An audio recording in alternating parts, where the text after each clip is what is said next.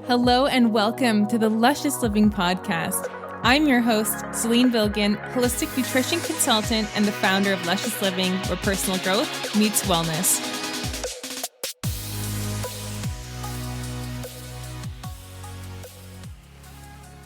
Ladies, we've heard that PMS is a feminine curse, and it's time to bust that myth. Did you know that your period is actually a sacred and beautiful time for you? It doesn't feel like that when you have symptoms of cramps, bloating, nausea, headaches, and more. And I'm here to tell you it does not have to be that way.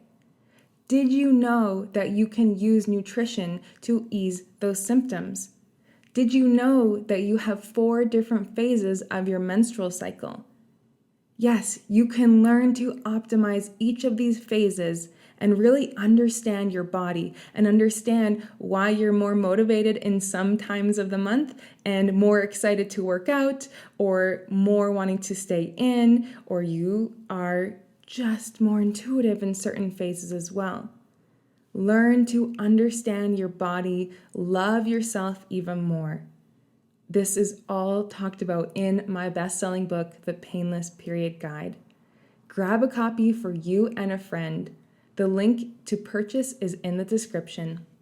Hello, my loves. Welcome back to another episode of the Luscious Living Podcast. Today's episode is really if you're feeling down, if you're feeling low, uninspired, maybe stuck, uncertain, and not really sure where to go next, even though you know you want something different, or simply if you're looking to elevate what you're already doing. Either way, this episode is for you. I recommend having a pen and paper after this episode to really do some journaling around what we're going to be talking about. I've broken it down in 6 steps for you, and really the 6th step is kind of a repeat, okay? So it's really 5 steps. But I really want you to, again, take action after listening to this episode. All right, so the first thing you must do is to build a compelling vision of your future. Who is the woman that you are becoming? Write this out. What does her closet look like? What does her home look like? How does she decorate her home? What does this ideal version of you, what does she do first thing in the morning? What time does she wake up? What time does she go to bed? How does she take care of herself? How does she think about herself and interact with others? What kinds of foods does she eat? How does she dress herself and adorn herself? How is she with her finances? What does she spend money on? What does she invest in? How does she contribute? So I want you to start to journal on all of these ideas, these concepts, and really have a dream list, a grocery list for you and the woman that you're becoming. And this is something that I have done over and over and over again. And it has pulled me out from times of feeling uncertain, uninspired, stuck in my own life. And every time I come back to this, and I do this honestly on a weekly basis, I will write out the woman that I am, the woman that I'm becoming. And so do this, especially in the beginning, to do this more often, to really get going, get inspired. But honestly, if it's working for you, keep doing it more often. And this is what I personally do. And every time I do it, every time I journal, every time I think about it, every time I look at my vision board, I get inspired. I have this like upward feeling within me, this elevation. And then I'm completely in a different emotional state, an energetic state, because you begin to align with the frequency of that woman just by even thinking about it and writing it. So get inspired instead of saying, oh my gosh, this is so far away, if that's also the feeling that you might be having. Get inspired by the space between where you are and where you'd like to go, because I truly believe that it is progress that makes us happy in life, not always the actual attainment, yes, because it makes us happy, of course, but notice that it lasts usually a few minutes or moments, okay? It's really the progress of becoming the person we envision to become. And I've heard this really, really great statement by Ed Milet, and if you don't listen to his podcast, I highly recommend it. He interviews some pretty incredible people. And I'm going to paraphrase it, but he says, at the end of his life, and he goes up to the gates of heaven, or where, you can use the analogy you want, and he is presented, he meets God or the angel up there, and he's shown the man he could have become. And either that is going to be a match to who he was at the end of his life, or a huge gap to be like, oh my God, it could have been that person. So whether it is pain or whether it's pleasure that guides you to this, take whatever resonates with you, okay? And so, again, the first step is to build this vision and keep it in a Google document even. I highly recommend writing it out because writing uses many more muscles in the body than typing does. So write this out. Have a typed out version. I have both actually, and printed as well. And so get into the feeling of this, okay? So write this out, and the second step is to get into the feeling of it. Well, maybe you close your eyes, or maybe as if you are writing it and you have affirmations with it and incantations. Start to feel how it would feel to be this woman already. And maybe you can't quite get into the feeling because it just seems so far away, but find one little thing that you can actually get into the feeling. How would it feel to actually have this, your home a vibe, your closet a vibe, your hands and feet always on point, or you're going to the spa on a monthly basis, or you are, you've written an album, you've written a book, whatever it is. Close your eyes and start to really get into the feeling of what that would feel like, because the third step is the action phase. And usually from that feeling of feeling so good, feeling so inspired, you are going to want to take action. This is exactly how this podcast episode is being recorded right now. It was not in the plan at all. I was doing my envisioning and my affirmations, and I'm like, oh my God, I have to record this episode.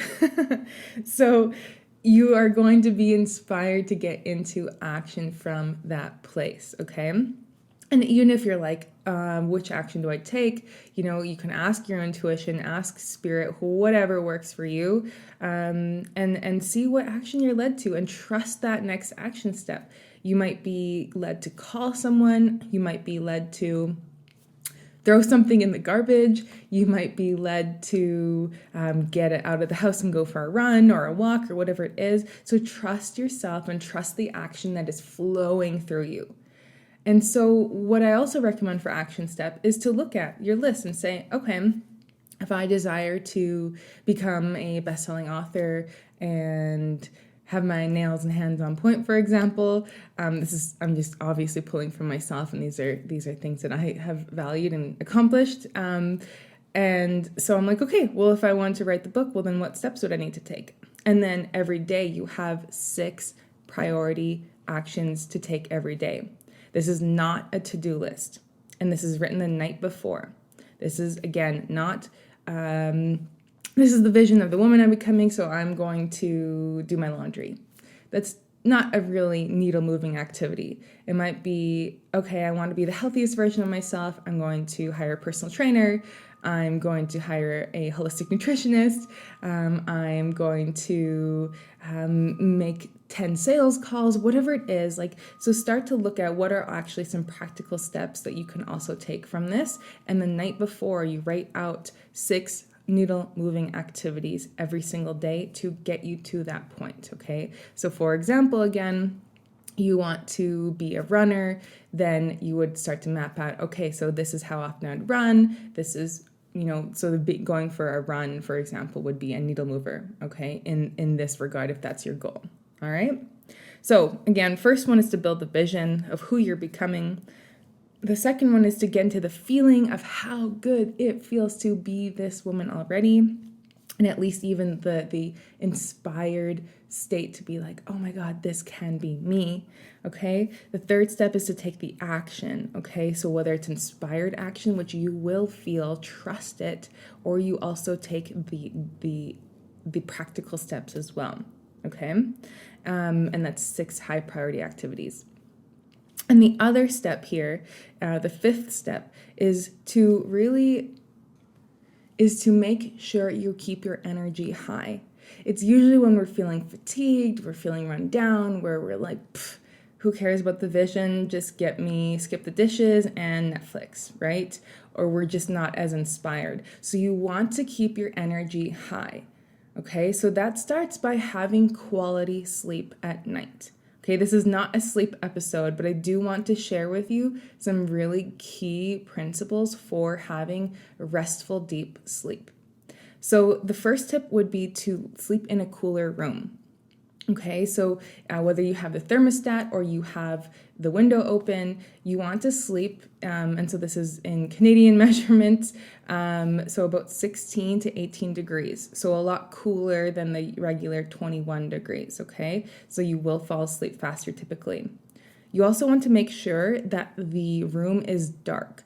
Okay, so even actually our skin has photoreceptors, so the skin can pick up street lights, whether it's a light from your alarm clock or toothbrush or whatever it is. So black it out. Whether you have a sleep mask, you turn off all the lights, you have blackout curtains, do what you need to for that. The other one is to really reduce your blue light exposure and increase your sunlight exposure, because we need to have the circadian rhythm balanced in order to sleep at night and produce melatonin. So first thing in the morning, if you can get into some light, okay, maybe you have the sunlight on your face or you go outside for a walk, make sure you're doing that no matter where you live. Get sunshine on your skin, even if it's in the winter, especially if it's in the winter, okay? So get that sunlight, okay, that's going to wake up your body.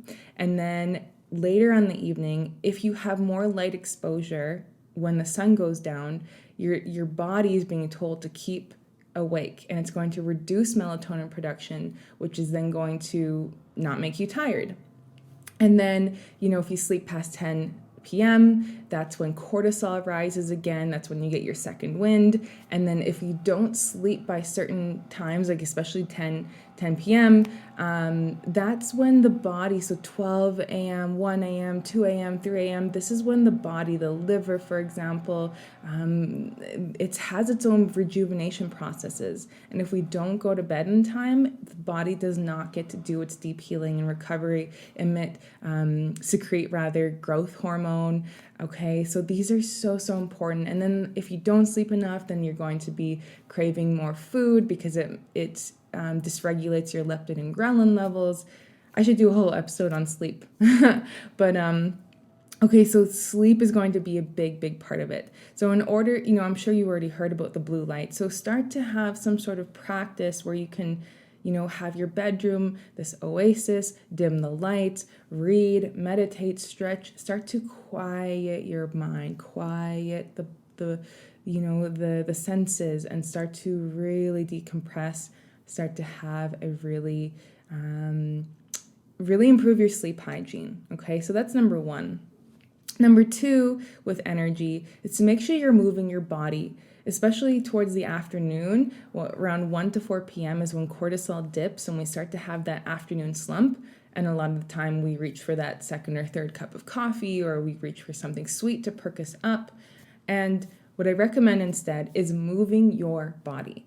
I know that you're not going to feel like going for a walk or a run or lifting weights in the middle of the afternoon when you're already feeling tired, but moving your body is going to actually release more energy. Okay, you're going to feel more alert, more refreshed.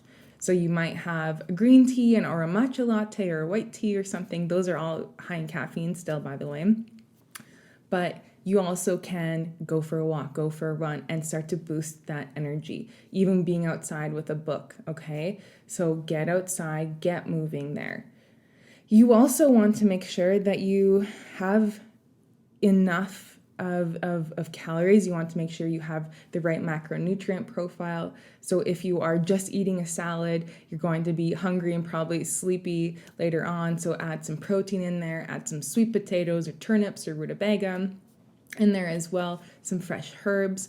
You might have a stew.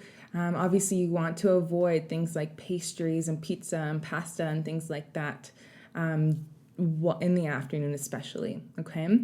And water. Water is a big one. Even having a little bit of water can impact your blood sugar in a negative way, which then impacts inflammation. Water, actually just having a bit of dehydration can impact cognitive function. So make sure you have a high quality water bottle, stainless steel or glass, filtered water, okay? I cannot emphasize this enough. There is a lot of toxins in our water. Every time someone flushes medication down the toilet, that's not filtered in our water system typically. So I recommend a Berkey water filter. That is what I use. I'm not affiliated with them in any way. I kind of wish I were because I talk about them all the time. But either way, Berkey water filter, Santivia is really great. You will notice the quality of water tastes better, it's going to be better for you, and just be drinking more water, okay? There's other herbs that you can take, for example, adaptogenic herbs like rhodiola, cordyceps mushrooms, for example, as well. You want to be making sure you energize the body, okay? Having high quality foods, making sure you have enough protein to balance blood sugar. It's going to keep your energy high, okay? You're going to be alert and then therefore more motivated and inspired to take action on what matters to you. All right, so let's sum that back up. So first and foremost, you want to build the vision of the woman that you are becoming. Start to write out these different questions, as I mentioned in the beginning of the episode. Journal them, okay? Put them in a document to revisit it every single day. Repetition is key here. Whether you write it every day or you see it every day, make sure you get in contact with this. What could be more important? This is your life. This is your goals. This is your vision, okay? And the other part of this is to get into the feeling, and you will automatically get into the feeling when you start to write this or read this, okay? Then you're going to, third, take action on this. Inspired action, practical action. Make sure you're moving towards this every day, and that's going to build positive momentum. The fourth step is to list out the high priority activities each and every single day as well. Okay, that kind of goes hand in hand with the third step. So every day, how will you be moving to this goal, to this vision? Okay, and I didn't mention this at all, but if you actually do this and then afterwards you even have a 10-year goal, 10-year plan, 10-year vision. If that seems so far away, you don't have to do it. But what I've done for myself is break it down into year by year. And at first it was really hard. I'm like, oh my God, 10 years, what the heck? But then I start to say, okay, well, what are the things I would love to accomplish in 5 years? And obviously this can change, but start to make this list and say, this is what I'd like to have by year 5. And obviously life doesn't work out according to plan to a T, but you still have something to move towards. You are still, you don't want to be a ship without a rudder. You want to move with direction and intention, okay? And the last step is to build your energy. Make sure you are sleeping enough, you're eating well, you're hydrating well, you're moving your body, you're getting enough sunlight. These are so important. And make sure that if you have headaches or cramps or excess weight or underweight or anything like that, get support for that. Like, that is not a way to live. And I had just ignored or put up with my own symptoms for so long. I have so many clients that come to me and they've been dealing with chronic diarrhea or constipation for a year or more, right? So don't delay on that, because you deserve to live in a life and in a body that you love and that you feel confident in. And you have things to do. If you're listening to this, you're on a mission. You have things to do. Your life is valuable and worthy, and so make sure you're feeling your best. It could be craniosacral therapy, it could be massage, acupuncture, nutritional therapy. So make sure that you are feeling good, you're energized, and moving towards your goals in this way. Because when the body is not in an optimal state, well, how could we be more motivated to get into the bigger vision if their body is holding us back? So make sure you are feeling good in that way so that you can really go and do the thing that you're meant to do in the world. Okay? So thank you for listening to this episode. Please do share it with your girlfriends. It is more important than ever to have people lit up, to be inspired, to be moving towards their goals, and to be well. And that is my mission. Thank you so much for listening, and I will see you for the next episode. Thank you so much for tuning in. Please give the show a 5-star review if you feel like you learned something new today. All of the mentioned links will be in the show notes. And also, are we connected on Instagram? Find me over at _lusciousliving_ and come say hi. See you next episode.